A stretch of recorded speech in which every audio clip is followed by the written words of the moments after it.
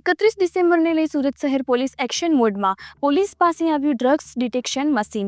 અલગ અલગ જગ્યા પર ચાલતી પાર્ટીઓ પર પોલીસ કરશે દરોડા।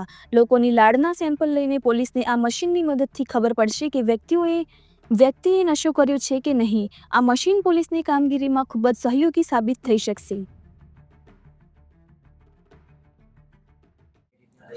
સુરત શહેર પોલીસ પાસે આવી એન્ટી નાર્કોટિક્સની એક કીટ આવેલી છે, જે કીટની કિંમત 15 લાખ રૂપિયા છે અને એનું જે કાર્યવાહી જે છે એ રીતે કરવામાં આવશે કે જે 25 ડિસેમ્બરથી લઈને 31 સુધી જે ફાર્મ હાઉસોમાં વિવિધ જગ્યાઓએ ખાનગી જગ્યાઓ પાર્ટીઓ ચાલતી હોય છે અને ત્યાં એમડી અને વિવિધ ડ્રગ્સનું સેવન થતું હોય છે, રેવ પાર્ટીઓ ચાલતી હોય છે, તો અત્યારથી જ અમારા હ્યુમન રિસોર્સિસ એ બાબતે કામમાં લાગી ગયા છે અને 25 થી 31 દરમિયાન તો ખૂબ ક્લોઝ વોચ રાખવામાં આવશે અને અમારી ખાનગી ટીમો ફરતી રહેશે અને ડ્રોનનો પણ ઉપયોગ કરવામાં આવશે અને જો આવી કોઈ રેવ પાર્ટીઓ થતી હશે તો એના ઉપર કાર્યવાહી કરવામાં આવશે અને આ કીટ સાથે લઈ જવામાં આવશે અને ત્યાં જ એમનું ચેકિંગ કરવામાં આવશે અને જો એ લોકોએ આવું કોઈ સેવન કરવામાં આવેલું હશે તો આગળની જે કાયદેસરની કાર્યવાહી હશે એ કરવામાં આવશે। આ કીટ એ રીતે વર્ક કરે છે કે કીટ જે છે એમાં કાર્ટ્રીજ આવે છે અને એની કાર્ટ્રીજની અંદર એની અંદર જે એની સલાઈવા લેવા માટેનું જે કાર્ટ્રીજ છે,